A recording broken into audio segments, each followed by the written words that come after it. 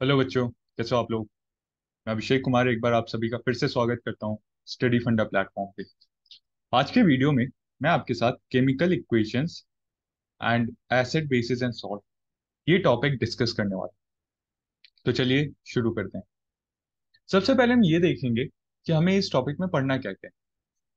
Firstly, types of reaction. Reaction कितने type के होते हैं। Secondly, corrosion and rancidity.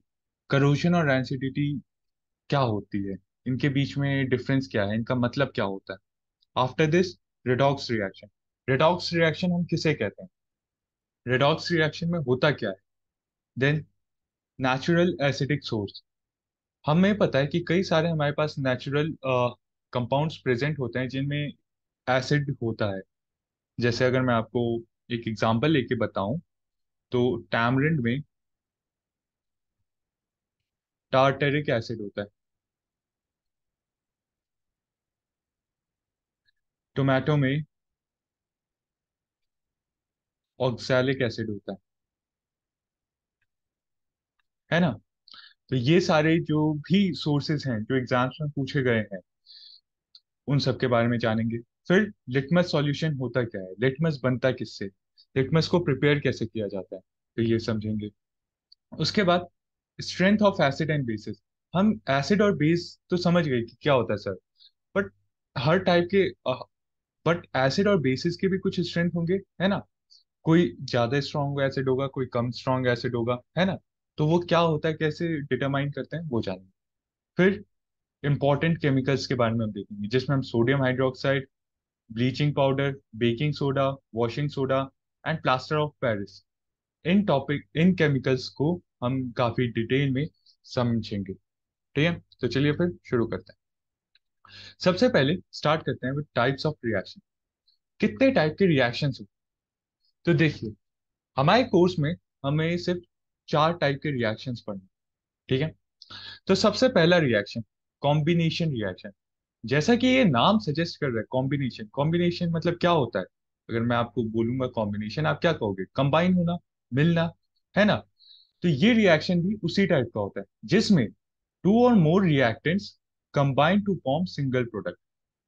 Combination reaction में दो और उससे ज्यादा रिएक्टेंट, दो या दो से ज्यादा रिएक्टेंट कंबाइन होते हैं और एक सिंगल प्रोडक्ट फॉर्म करते हैं। सपोज एक्स और वाई, ये दो रिएक्टेंट है, ये दोनों आपस में कंबाइन हुए और इन्होंने एक प्रोडक्ट एक्स वाई फॉर्म किया। सो इस टाइप के रिएक्शन को हम कॉम्बिनेशन रिएक्शन कहते हैं। ठीक है, कॉम्बिनेशन रिएक्शन को हम सिंथेसिस रिएक्शन के नाम से भी जानते हैं। कॉम्बिनेशन रिएक्शन को हम सिंथेसिस रिएक्शन के नाम से भी जानते हैं। इसका एग्जांपल है 2 NaCl plus Cl2 gives 2 NaCl। Okay, so ये आपका कॉम्बिनेशन रिएक्शन हुआ। अगला है decomposition reaction. Decomposition reaction is completely opposite to combination reaction. कैसे, कॉम्बिनेशन रिएक्शन में क्या था, दो रिएक्टेंट मिलेंगे, एक प्रोडक्ट फॉर्म करेंगे। डिकम्पोजिशन रिएक्शन में क्या है, एक रिएक्टेंट ब्रेक होगा और दो प्रोडक्ट्स को फॉर्म करेगा। ठीक है, क्या कहता है decomposition reaction, single compound breaks into two और मोर सिंपलर कंपाउंड्स।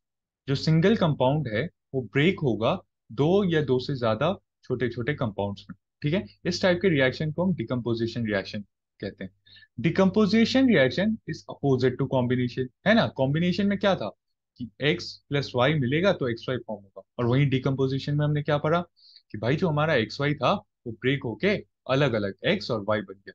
ये एक्स वाई था ना एक रिएक्टेंट, ये ब्रेक डाउन हुआ, एक्स और वाई बन गया अलग अलग। अब ये ब्रेकिंग डाउन कैसे होता है, ये ब्रेकिंग डाउन होता है जब हम इसमें हीट प्रोवाइड करते हैं। जब हम हीट प्रोवाइड करते हैं तो ये जो रिएक्टेंट है ये ब्रेक डाउन होता है। ओके, ये एंडोथर्मिक रिएक्शंस का एक एग्जांपल है। एंडोथर्मिक रिएक्शन वो रिएक्शन होता है जिसको जिसमें हमें एनर्जी प्रोवाइड करनी पड़ती है। देखो दो टाइप के रिएक्शन होते हैं, एंडोथर्मिक, एक्सोथर्मिक। एक्सोथर्मिक वो रिएक्शन होगा जहां पे जब रिएक्शन होगा तो एनर्जी क्रिएट होगी, एनर्जी प्रोड्यूस होगी। और वहीं एंडोथर्मिक रिएक्शन वो टाइप का रिएक्शन है जहां पे आपको एनर्जी देनी पड़ेगी रिएक्शन करने की। ठीक है, डिकम्पोजिशन रिएक्शन का example CaCO3 gives CO and CO2। Okay, ये आपका डिकम्पोजिशन रिएक्शन है कि जिसमें एक प्रोडक्ट ब्रेक डाउन होगा दो सिंपलर प्रोडक्ट्स में। ठीक है, आगे बढ़ते हैं। अगला है डिस्प्लेसमेंट रिएक्शन। डिस्प्लेसमेंट जैसा कि नाम सजेस्ट कर रहा है कि किसी चीज को डिस्प्लेस कर देना, किसी चीज को हटा देना उसके जगह से। तो वही डिस्प्लेसमेंट रिएक्शन क्या होता है, जहां पे more reactive element displaces less reactive element from the given solution. जहां पे एक सॉल्यूशन में मोर रिएक्टिव एलिमेंट, ज्यादा रिएक्टिव एलिमेंट जो है वो लेस रिएक्टिव एलिमेंट को डिस्प्लेस कर देगा एक सॉल्यूशन में। फॉर एग्जाम्पल एक्स और ये वाई जेड है। ठीक है, सपोज करो कि इसमें जो एक्स है ये वाई के कंपैरिजन में ज्यादा रिएक्टिव है। जब ये दोनों आपस में रिएक्शन करेंगे तो ये जो एक्स है ये वाई को डिस्प्लेस कर देगा और जेड के साथ खुद प्रोडक्ट फॉर्म करेगा और वाई अलग हो जाएगा। क्या वो कहता है, मोर रिएक्टिव एलिमेंट, जो ज्यादा रिएक्टिव एलिमेंट होगा वो कम रिएक्टिव एलिमेंट को, जो कम रिएक्टिव एलिमेंट है उसको, यहाँ से मैं अपना वीडियो ऑफ कर लेता हूँ ताकि आप ये पूरी पीपीटी ढंग से देख पाओ। ठीक है, जो ज्यादा रिएक्टिव एलिमेंट होगा, जस्ट जो ज्यादा रिएक्टिव एलिमेंट होगा वो कम रिएक्टिव एलिमेंट को डिस्प्लेस कर देगा सॉल्यूशन में से। ठीक है, इसका एग्जाम्पल क्या है, इसका एग्जाम्पल है,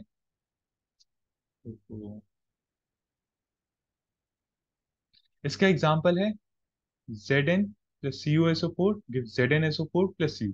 Zn जिंक जो है वो कॉपर से ज्यादा रिएक्टिव है। मैं आपको रिएक्टिविटी सीरीज का टेबल अपने ग्रुप में प्रोवाइड करवा दूंगा, आप उसमें देख लेना।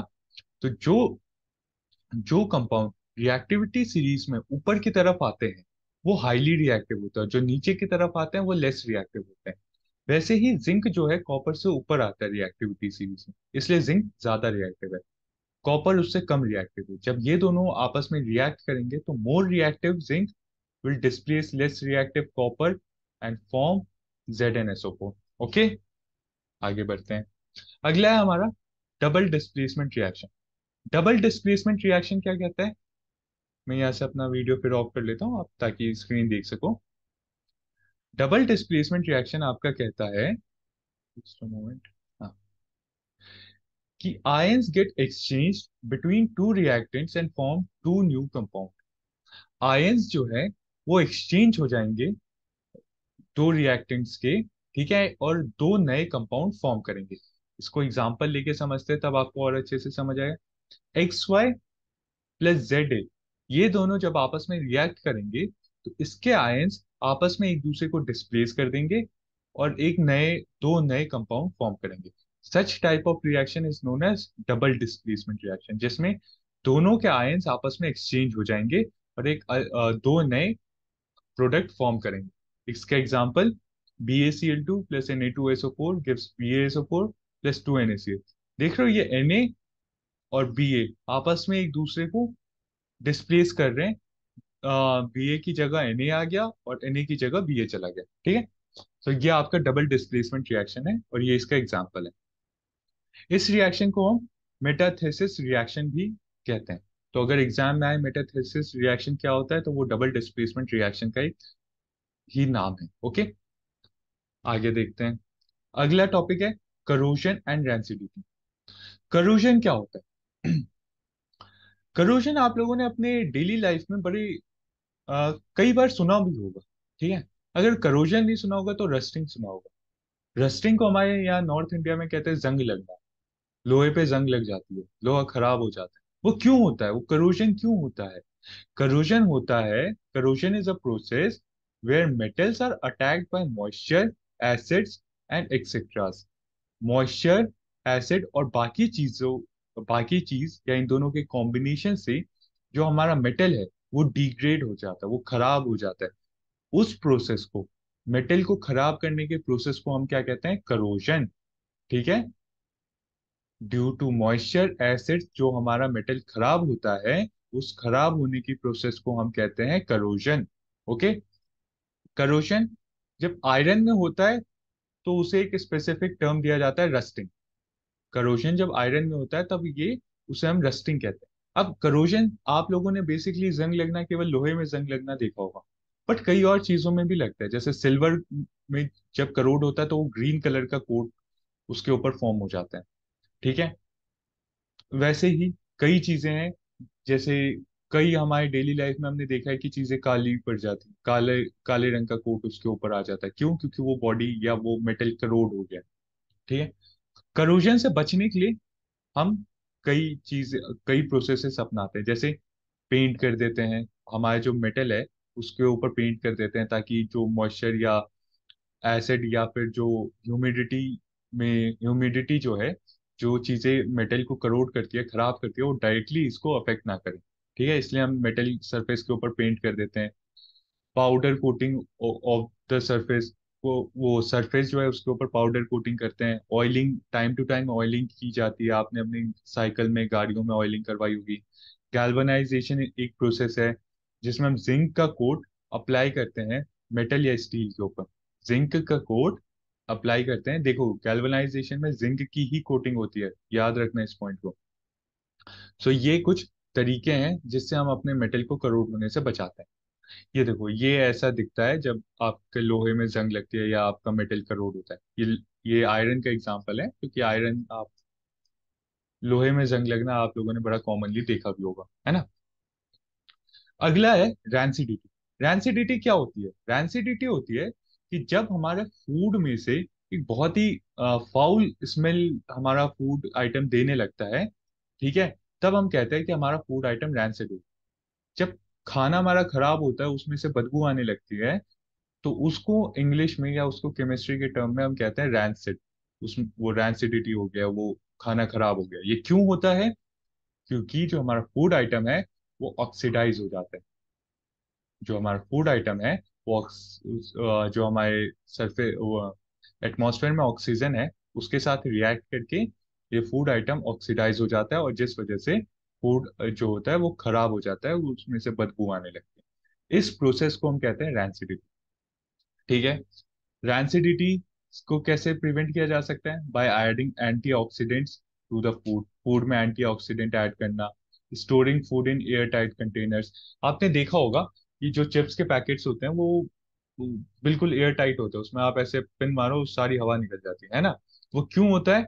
क्योंकि उसको एयर टाइट रखा जाता है ताकि उसमें ऑक्सीजन ना रहे। अगर ऑक्सीजन रहेगा तो वो जो चिप्स हैं अंदर, वो उस ऑक्सीजन के साथ रिएक्ट करेंगे, वो ऑक्सीडाइज हो जाएंगे और चिप्स खाने लायक नहीं रहेगा। इन कारणों की वजह से उसको एयर टाइट पैकेट में रखा जाता है। अच्छा, अब मुझे बताओ कौन सा उसमें गैस हम फिल करते हैं? ये सब मुझे आप कमेंट सेक्शन में बताओगे, ठीक है। ये आपका होमवर्क है, अगर नहीं पता है तो ढूंढो और मुझे बताओ कि कौन सा गैस है जो हमारे चिप्स पैकेट्स में होता है। गैस इन चिप्स पैकेट, ये मुझे आप बताओगे कमेंट सेक्शन, ठीक है। रेफ्रिजरेशन भी हेल्प करता है और स्लो डाउन करता है रैंसिडिफिकेशन प्रोसेस को। कैसे? क्योंकि रेफ्रिजरेशन में, फ्रिज में जो खाना रखता है वो एकदम फ्रिज में बड़ा ठंडा कर देता है खाने को।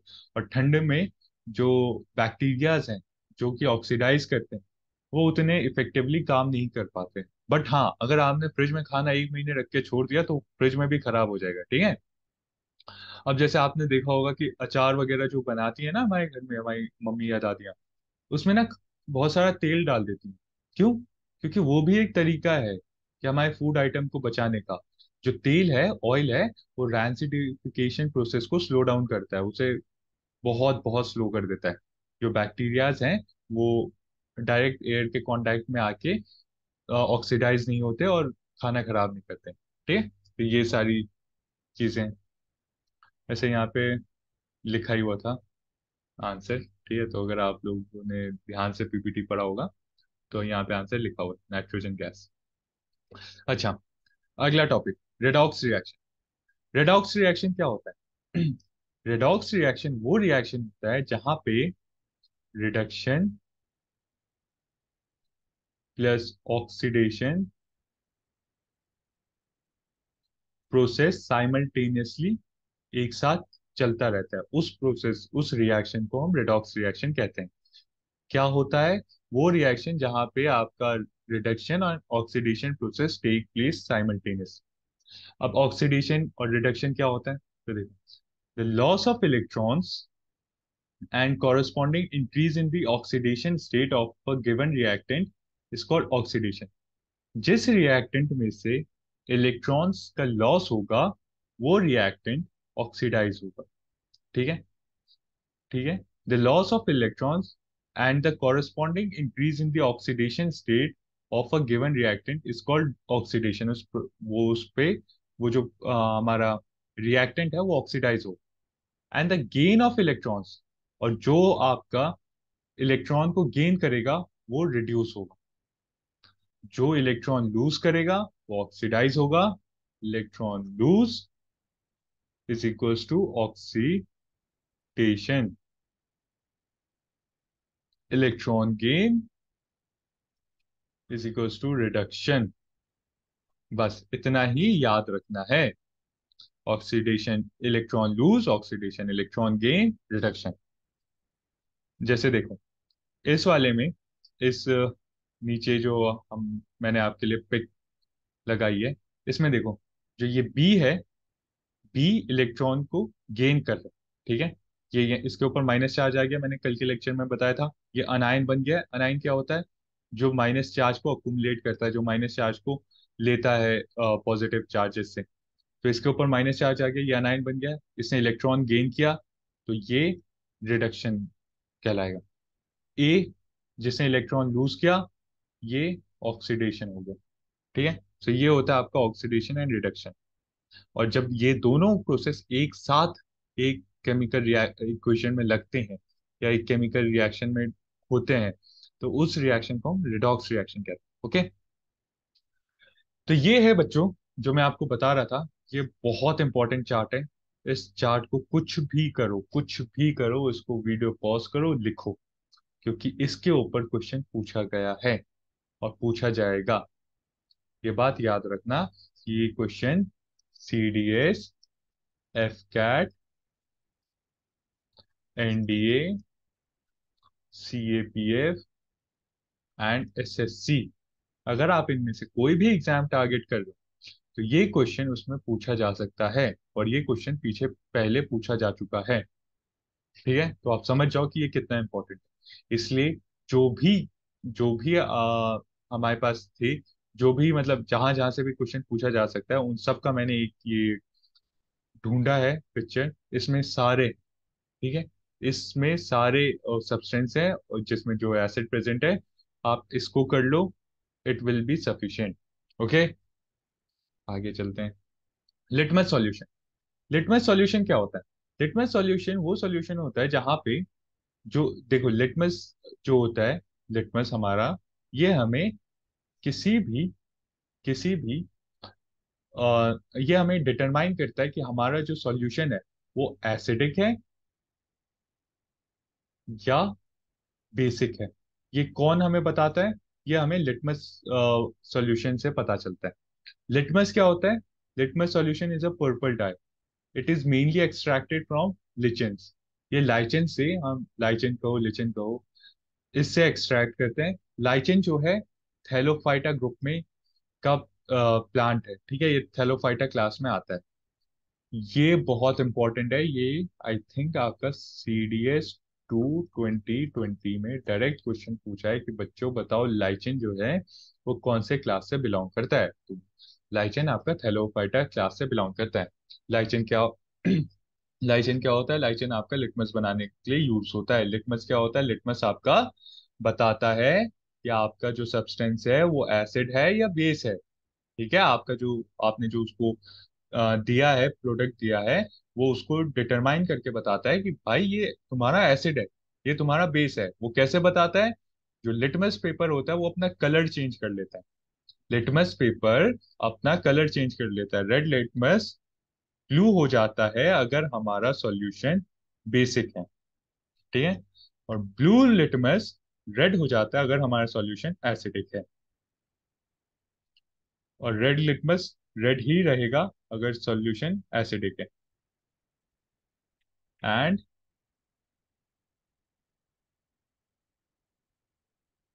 जस्ट अ मोमेंट,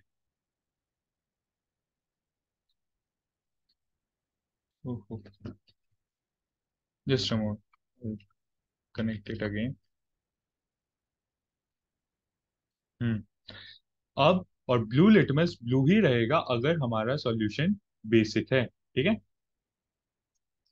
सो इसको याद रखना, और ये दो पॉइंट याद रखना। लिटमस आपका कहाँ से हम एक्सट्रैक्ट करते हैं? लाइचिन से करते हैं। लाइचिन कौन से क्लास को बिलोंग करता है? थैलोफाइटा क्लास को बिलोंग करता है, ठीक है।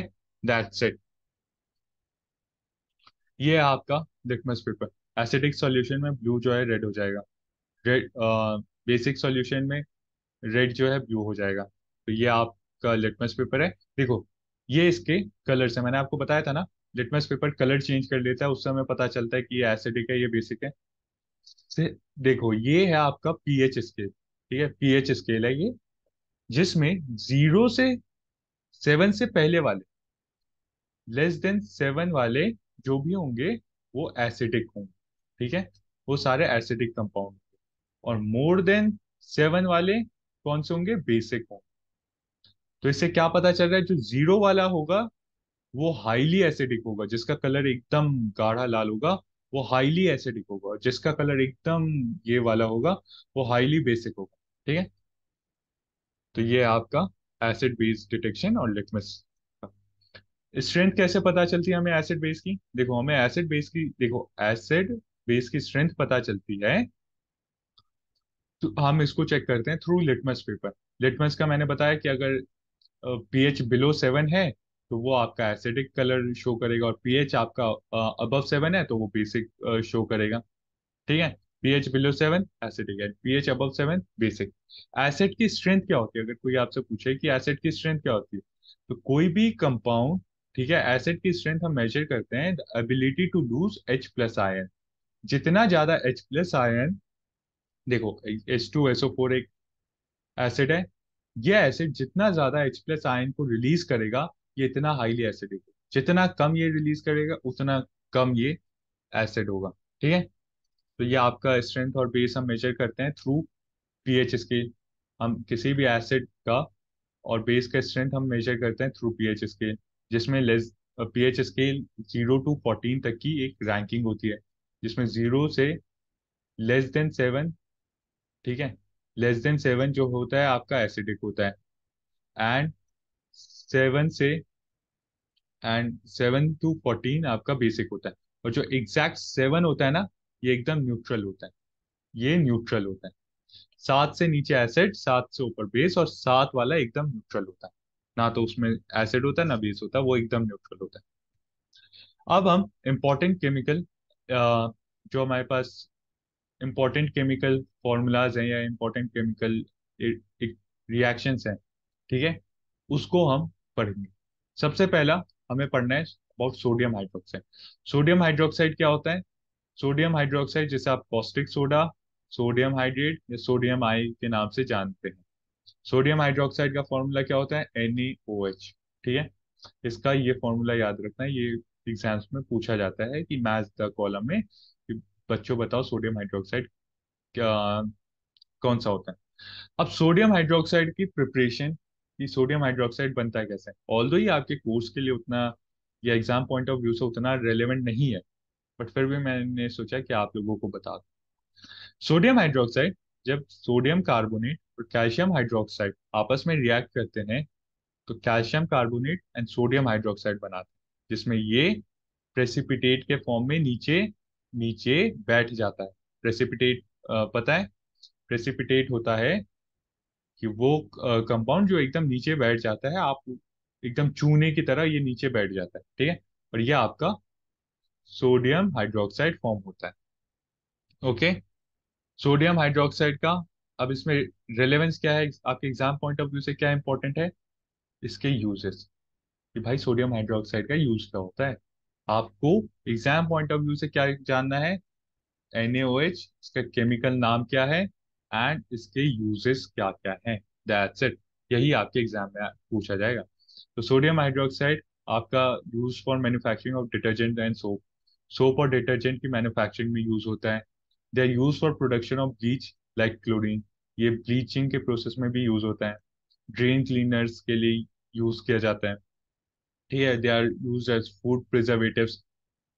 फूड प्रिजर्वेटिव्स के लिए यूज करते हैं because they prevent the growth of bacteria. ठीक है, ये बैक्टीरिया के ग्रोथ को प्रिवेंट करता है। Use in paper making. ये इसके सारे यूजेस हैं जो कि आप लोगों को ध्यान से पढ़ना है। ओके, इसके यूजेस आप लोगों को ध्यान से पढ़ने हैं। अगला टॉपिक है हमारा bleaching powder. Bleaching powder chemical formula CaO Cl2। ये है ब्लीचिंग पाउडर का केमिकल फॉर्मूला। ठीक है, इसका जो केमिकल नेम है वो है कैल्शियम हाइपोक्लोराइड। ब्लीचिंग पाउडर को हम कैल्शियम हाइपोक्लोराइड कहते हैं। जो इसका केमिकल नेम है वो है कैल्शियम हाइपोक्लोराइड। ब्लीचिंग पाउडर जो होता है ये पेल येलोइश कलर का एक पाउडर होता है which have strong smell of chlorine, जिसका में क्लोरीन की बहुत ही स्ट्रॉन्ग स्मेल होती है। इसका केमिकल फॉर्मूला ये होता है, केमिकल नेम इसका कैल्शियम हाइपोक्लोराइड होता है। तो ये आप देख लेना। ओके, ये है आपका ब्लीचिंग पाउडर, ऐसा दिखता है अगर आप बाजार से खरीद के लाओगे तो। इसका केमिकल फॉर्मूला क्या है? CaO Cl2। Okay, uses of bleaching powder जो कि हमारे एग्जाम पॉइंट ऑफ व्यू से बहुत रेलेवेंट है। सबसे पहले ब्लीचिंग ऑफ डर्टी क्लोथ्स। ये लॉन्ड्री के उसमें यूज होता है, जो आपके गंदे कपड़े होते हैं उसे धोने के लिए। They are use as disinfectant for disinfecting portable waters. ये डिसइंफेक्टेंट की तरह भी यूज करते हैं हम। They are strong oxidising agent means use as oxidiser in many industries. कई ये एक ऑक्सीडाइजिंग एजेंट होता है, बहुत ही स्ट्रॉन्ग ऑक्सीडाइजिंग एजेंट होता है। इसलिए कई ऑक्सीडाइजर इंडस्ट्रीज इसका यूज करती है टू मेक कमर्शियल पर्पस के लिए इसका यूज होता है। ओके, आगे प्लास्टर ऑफ पेरिस। ये तो सबको पता ही है क्या हो। प्लास्टर ऑफ पेरिस जिसको हम जिप्सन प्लास्टर के नाम से भी जानते हैं, इसका केमिकल फॉर्मूला ये है CaSO4.12H2O डॉट हाफ H2O। याद रखना CaSO4.12H2O। प्लास्टर ऑफ पेरिस का ये केमिकल फॉर्मूला है। इसका यूजेस हैं, देखो प्लास्टर ऑफ पेरिस में दिखा दूंगा तो आपको यूज समझ आ जाएगा। ये है भाई आपका प्लास्टर ऑफ पेरिस। ये जो लोगों को का पैर हाथ फ्रैक्चर हो जाता है तो उसको बाद एक वो नहीं लगा देते हैं प्लास्टर, उसी को हम प्लास्टर ऑफ पेरिस कहते हैं। तो इसका यूज होता है to setting of fractured bones. Dentistry में इसका यूज होता है to make a cast of your teeth. आप कभी अगर डेंटिस्ट के पास जाएंगे, डेंटिस्ट को देखेंगे या जानने की कोशिश करेंगे, तो जब भी उसको आपके दांत का मेजरमेंट लेना होता है तो वो ऐसे गिनने नहीं बैठता है। वो आपके मुंह में एक प्लास्टर ऑफ पेरिस का सॉल्यूशन लगा देता है। ठीक है, आप मुंह के अंदर लगाते हैं और आप दांत दबाते हैं और फिर वो सॉल्यूशन बाहर निकाल देता है। वो जो एक मोल्ड फॉर्म हुआ है उस मोल्ड को बाहर निकालता है और उससे आपके दांतों का मेजरमेंट आ जाता है। Okay, they are use for making toys. Toys के लिए डेकोरेटिव मटेरियल बनाने के लिए इसका यूज होता है। They are use as protection as fire proofing material. ये फायर प्रूफ मटीरियल होता है। Sealing air gaps. ये एयर गैप सील करने के लिए इन लैब्स यूज किया जाता है प्लास्टर ऑफ पेरिस। ओके, समझ आ गया? कोई भी डाउट हो please feel free to comment. ठीक है, आप कमेंट करो, मुझसे पूछो, मैं देखता हूँ सारे कमेंट्स। ओके, अगला टॉपिक है हमारा washing soda. Washing soda chemical formula Na2CO3.10H2O। Washing soda का केमिकल फॉर्मूला है Na2CO3.10H2O। इसको सोडियम कार्बोनेट इसका केमिकल नाम है सोडियम कार्बोनेट। इसे हम सोडा ऐश के नाम से भी जानते हैं। Okay, uses of washing soda cleansing agent. Washing soda क्या है भाई? आपका जो नॉर्मल घर में जो डिटर्जेंट है ना, वही है washing soda. Application in paper textile and detergent industry. Process for softening of water. ये मैं आपको आगे पढ़ाऊंगा hard water and soft water के बारे में। इनफैक्ट कल ही इसकी क्लास आएगी। ठीक है, तो ये सॉफ्टनिंग ऑफ हार्ड वाटर को सॉफ्ट करने के लिए यूज होता है। मैन्युफैक्चरिंग ऑफ ग्लास के लिए यूज होता है। लॉन्ड्रीज में यूज होता है कपड़े धोने के लिए, जो इसका प्राइम यूज है। अगला है हमारा baking soda. Baking soda chemical formula NaHCO3। याद रखना है केमिकल फॉर्मूला NaCO3। इसका केमिकल नेम सोडियम बाइकार्बोनेट। इसका chemical name sodium bicarbonate. Baking soda की प्रॉपर्टी क्या है? ये नॉन फ्लेमेबल है। इसमें ये आग नहीं पकड़ता है। They are used as powder dust, not explosive.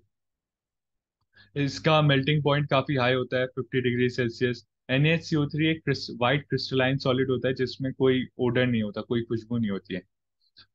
It is basic in nature, इसका नेचर बेसिक होता है। मोस्ट इंपॉर्टेंट, इसके यूजेस क्या क्या है।